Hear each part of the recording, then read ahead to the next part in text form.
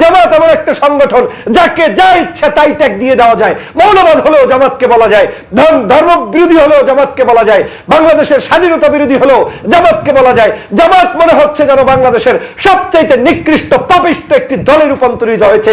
যেই আসবে সেই বলবে এই দলটার মধ্যে হচ্ছে খারাপ মানুষ। এরকম করেই বাংলাদেশের বিভাজনের রাজনীতি শুরু হয়েছে। মৌলবাদের সাথে জামাতের সম্পর্ক কি? মৌলবাদের সাথে শিবিরের সম্পর্ক কি? মৌলবাদের সাথে আলেমদের সম্পর্ক কি? মৌলবাদের সাথে তাবলীগের সম্পর্ক কি? মৌলবাদের সাথে ইসলাম প্রিয় মানুষের সম্পর্ক কি? মৌলবাদের সাথে ইমাম, কারি, মুয়াজ্জিন, হাফেজদের, মাদ্রাসা শিক্ষকের সম্পর্ক কি? আজকে হেফাজতে ইসলাম বৈঠক করেছে, আপনি তাকে বলে দিলেন মৌলবাদ বলতে আমি জামাতকে বুঝিয়েছি। কালকে আরেকজন বৈঠকে বসবে, আপনি বলবেন মৌলবাদ বলতে আমি অমুককে বুঝিয়েছি। এই সকল ধান্দাবাজি বক্তব্য পরিহার না করলে আগামী দিনের ভবিষ্যৎ যে কত কঠোর হবে সেটা আপনারা বোঝার মতো শক্তি নাই। কি দেখছি? আগের পথেই চলছে বাংলাদেশ। এটার জন্য বাংলাদেশ স্বাধীন করি নাই। গত 16 বছর কথা বলেছি সকল অন্যায়ের বিরুদ্ধে, সকল মানুষের পক্ষে।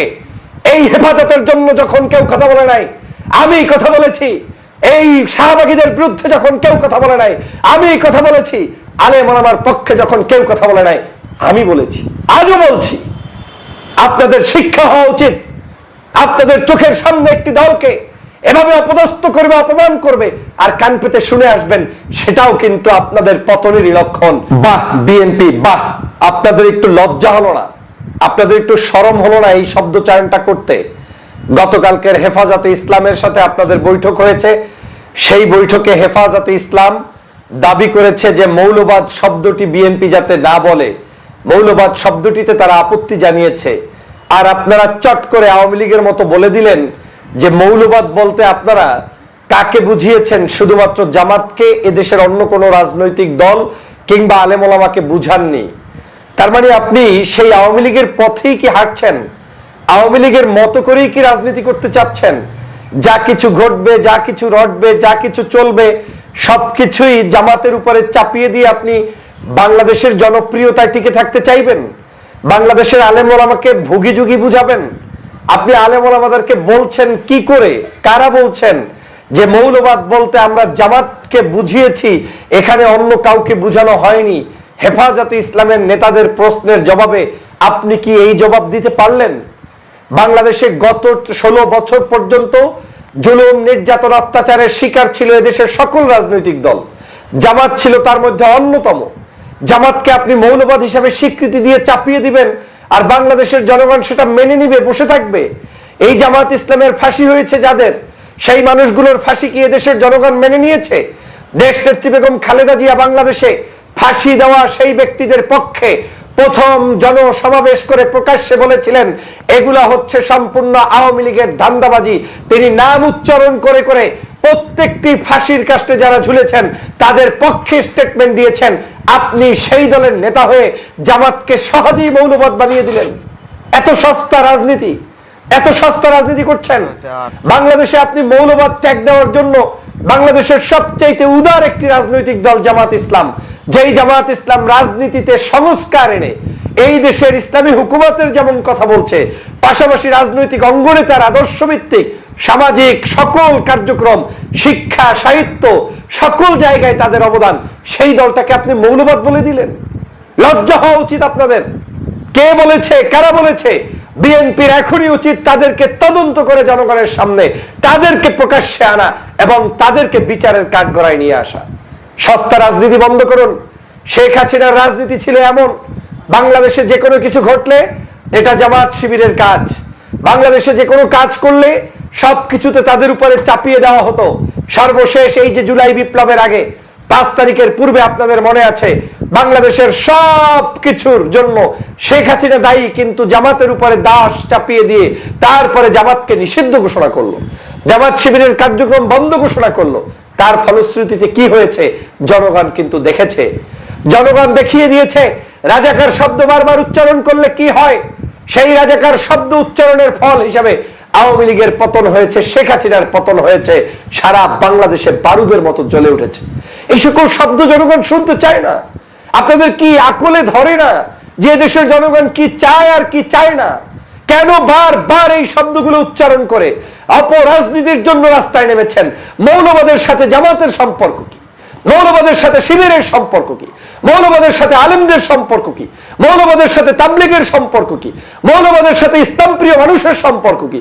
মৌলবাদের সাথে ইমাম, কারি, মুয়াজ্জিন, হাফেজদের, মাদ্রাসা শিক্ষকের সম্পর্ক কি?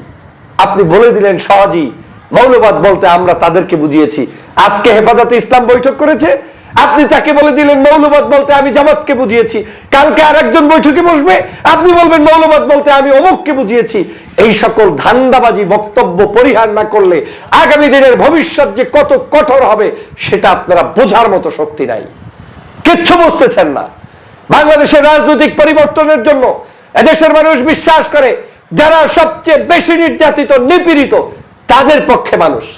একটা পোল দিয়ে দেখেন, একটা রিপোর্ট দিয়ে দেখেন, জনগণের ম্যান্ডেট কোন দিকে যাচ্ছে একটু নিজেরা নিজেদের দিকে তাকিয়ে দেখেন। শুধু সস্তা রাজনীতি করে সহজেই মুক্তি পাবেন সে আশা ঘুরেবালি, আলেমদের মধ্যে বিভাজন সৃষ্টি করার রাজনীতি সে আশা ঘুরেবালি। আর আমাদের আলেমদেরও লজ্জা থাকা উচিত। আজকের যেই সকল মানুষরা আপনার চোখের সামনে বলবে যে আলেমদের সামনে যে জামাত মৌলবাদ কিংবা অমুকে যুদ্ধাপরাধী, সাথে সাথে আপনাদের মুখ থেকে তাদের গালের উপরে চট্টপাঘাত করার কথা, যে বলুক তাকে বলার কথা। এ ধরনের সস্তা রাজনীতি পেয়েছেন কোথায়? কোন সাহসে পেয়েছেন যাকে তাকে যেখানে সেখানে আপনি জামাত বানিয়ে দিবেন?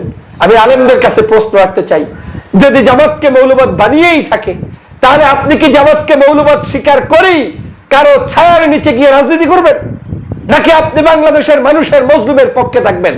নিজেকে প্রশ্ন করুন। এই বাংলাদেশে গত 16 বছর বিভিন্ন চাটুয়া বাহিনীর কারণে আওয়ামী লীগের অবনত হয়ে আওয়ামী লীগের কাছে জুলুম নির্যাতনের শিকার হয়েও আলেমদেরকে অপদস্থ হতে হয়েছে, অপমান হতে হয়েছে। একই উপায় আলেমদেরকে যদি আজকের কেউ এরকম কটূক্তি করে কথা বলে আর যদি আপনি তাদের সামনে কুর্নিশ করেন, তাহলে আগামী দিনেও আলেমদের কোনো অস্তিত্বই বাংলাদেশে থাকবে না। আমি বলে দিলাম, থাকবে না। আমার কিচ্ছু যাইবে আসবে না, কিন্তু এই বাংলাদেশের ভবিষ্যৎ যে অন্ধকার হবে তাতে কোনো সন্দেহ নেই। যেই নেতা, যেই ব্যক্তি এখনো যুদ্ধাপরাধীর ট্যাগ লাগিয়ে বসে থাকবে, যেই নেতা, যেই ব্যক্তি এখনো দলগুলোকে, জামাত শিবিরকে কিংবা ইসলাম প্রিয় কোনো ব্যক্তিকে ট্যাগ লাগানোর চেষ্টা করবে, যেই নেতা, যেই ব্যক্তি এখনো আলেম ওলামাকে রাজনীতির বাহিরে রাখার চেষ্টা করবে, তাদেরকে শুধু মসজিদে কিংবা ইমামতিতে কিংবা মিলাদ শরীফের মধ্যে রাখতে চেষ্টা করবে, আর যাই হোক তারা আপনার বন্ধু না। মাথায় রাখবেন, এই একই কাজ আওয়ামী লীগ চেয়েছে। আওয়ামী লীগ চেয়েছে 570টি মসজিদ বানিয়ে আলেমদেরকে মসজিদের মধ্যে বন্দী রাখতে, খুতবার মধ্যে সীমাবদ্ধ রাখতে, আলেমদেরকে সেখানে আরামায়েশে রাখতে চেয়েছে। শেখ হাসিনা যা করেছে আপনি আমি তো এখন পর্যন্ত সেটাও করেন নাই। তিনি মসজিদ বানিয়ে ওই প্ল্যান করে এগিয়েছিলেন, কিন্তু এর মানে এই নয় যে ইসলামের বিশাল খেদমত করেছেন। অতএব আজকেও যারা আলেমদেরকে বন্দী করে রাখতে চায় তারা সোনার দেয়ালে তাদেরকে রাখতে পছন্দ করে, কিন্তু যদি কোনো আলেম একটু ফুস করে ওঠে, রাজনীতির কথা বলে, তখন তাকে আজকের মৌলবাদ বলা হয়, তখন তাকে বলা হয় আলেম কেন প্রচারণা করবে। কালকে দেখলেন পাপিয়া এবং কি বলে হারুন চাঁপাইনবাবগঞ্জে বক্তব্য দিতে গিয়ে বলেছে যে আলেম ইমামতি করবে, যে আলেম মুয়াজ্জিনি করবে, যে আলেম মাহফিল করবে তাদের নাকি ভোট চাওয়ার অধিকার নাই, তারা নাকি রাজনীতিতে ভোট চাইতে পারবে না। কত বড় নির্লজ্জ বেহায়া মানুষেরা! বাংলাদেশের একজন মুদির দোকানদার, একজন চায়ের দোকানদার, একজন রিক্সাওয়ালা, ভ্যানওয়ালা, বাংলাদেশের একজন মানে কি বলে রাস্তার সাধারণ নাগরিক, তিনি রাজনীতি নিয়ে কথা বলতে পারে, শুধু আলেম কিংবা ইসলাম প্রিয় নাগরিক কথা বলতে পারে না। এটা কেমন সভ্যতা, এটা কেমন বর্বরতা! তার মানে এই পথ আওয়ামী লীগের দেখানো পথ।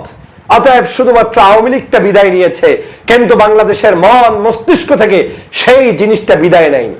শহীদ রাষ্ট্রপতি জিয়াউর রহমানের উদারতা হচ্ছে এই, বাংলাদেশের যে কোনো মানুষ রাজনীতি করবে, সে আমার চরম বিরোধিতা করা সত্ত্বেও তিনি যেমনি গণতন্ত্রের জন্য লড়াই করে, ধর্মের জন্য লড়াই করে, দেশের স্বাধীনতার জন্য লড়াই করে, তার বিরুদ্ধে আপনি তো বক্তব্য দিবেন না। তাকে তো আপনি স্নেহ করবেন, ভালোবাসবেন। কোথায় যাচ্ছে সেই দল? আজকের সেই দলের পক্ষ থেকে সস্তা জবাব দিয়ে দেওয়া হচ্ছে। এটা আমি বলছি না, ইত্তেফাকের রিপোর্ট। বিএনপিকে গতকালকে হেফাজতে ইসলাম গিয়ে বলেছে যে বাংলাদেশের মৌলবাদ শব্দটি পরিহার করতে হবে, আরো অনেক দাবি দিয়েছে। সে দাবিগুলো ভিন্ন হিসাব, কিন্তু সেই দাবিগুলোর মধ্যে ওরা বলছে মৌলবাদ বলতে আপনাদেরকে বুঝাই নাই, মৌলবাদ বলতে জামাতকে বিএনপি বুঝিয়েছে। হ্যাঁ, জামাত এমন একটা সংগঠন যাকে যা ইচ্ছা তাই ট্যাগ দিয়ে দেওয়া যায়। মৌলবাদ হলেও জামাতকে বলা যায়, ধর্ম বিরোধী হলেও জামাতকে বলা যায়, বাংলাদেশের স্বাধীনতা বিরোধী হলেও জামাতকে বলা যায়। জামাত মনে হচ্ছে যেন বাংলাদেশের সবচাইতে নিকৃষ্ট পাপিষ্ট একটি দলে রূপান্তরিত হয়েছে। যেই আসবে সেই বলবে এই দলটার মধ্যে হচ্ছে খারাপ মানুষ। এরকম করেই বাংলাদেশের বিভাজনের রাজনীতি শুরু হয়েছে। কি দেখছি? আগের পথেই চলছে বাংলাদেশ। এটার জন্য বাংলাদেশ স্বাধীন করি নাই। গত 16 বছর কথা বলেছি সকল অন্যায়ের বিরুদ্ধে, সকল মানুষের পক্ষে। এই হেফাজতের জন্য যখন কেউ কথা বলে নাই আমি কথা বলেছি, এই শাহবাগীদের বিরুদ্ধে যখন কেউ কথা বলে নাই আমি কথা বলেছি, আলেম ওলামার পক্ষে যখন কেউ কথা বলে নাই আমি বলেছি, আজও বলছি। আপনাদের শিক্ষা হওয়া উচিত। আপনাদের চোখের সামনে একটি দলকে এভাবে অপদস্থ করবে, অপমান করবে, আর কান পেতে শুনে আসবেন, সেটাও কিন্তু আপনাদের পতনেরই লক্ষণ। সাবধান হয়ে যান। বাংলাদেশের কোন আলেম ওলামা পীর মাশায়েখদের মধ্যে অনৈক্য থাকলে আগামীর ইসলামিক বাংলাদেশ স্বপ্ন দেখা অসম্ভব।